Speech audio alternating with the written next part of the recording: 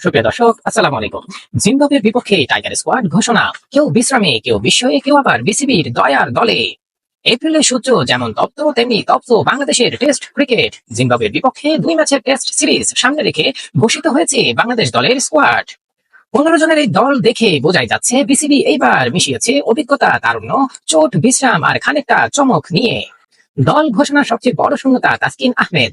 তাসকিন এখন মাঠের বদলে বসে আছেন ফিজিওর কেবিনে আর বলছেন, বিসিবি ভাই, 1 কাপ চা দেন, টেস্ট আমি আজ টিভিতেই দেখবো। এই সিরিজের সবচেয়ে রোমাঞ্চকর সংযোজন, তানজিম হাসান সাকিব প্রথমবারের মতো ডাক পেয়েছেন টেস্ট স্কোয়াডে।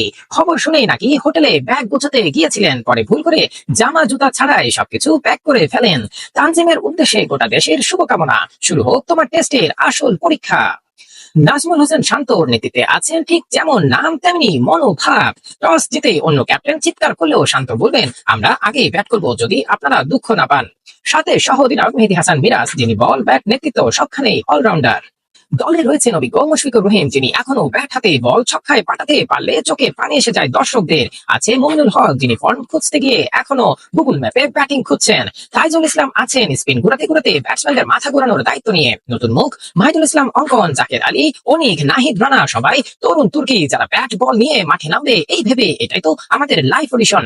তাদের খেলায় থাকবে প্রাণ, চেষ্টা থাকবে বেশি, ভুলটুকু হবে সুন্দর। বাংলাদেশ স্কোয়াড এখন এক নজরে দেখে না যাক। নাজমুল হোসেন শান্ত থাকছে অধিনায়ক হিসেবে, মেহেদী হাসান মিরাজ সহ অধিনায়ক, মাহমুদুল হাসান জয়, সাদমান ইসলাম, জাকির হাসান, মুমিনুল হক, মুশফিকুর রহিম, মাহিদুল ইসলাম অঙ্কন, জাকির আলী অনিক, তাইজুল ইসলাম, নাইম হাসান, নাহিদ রানা, হাসান মাহমুদ, সৈয়দ খালেদ আহমেদ, তানজিম হাসান সাকিব। সবশেষে বলাই যায়, কারো অভিজ্ঞতা, কারো প্রথম ডাক, কেউ ফিরছেন, কেউ হারাচ্ছেন, কেউ বিশ্রামে, আর কেউ একেবারে স্বপ্ন পূরণ করতে যাচ্ছেন।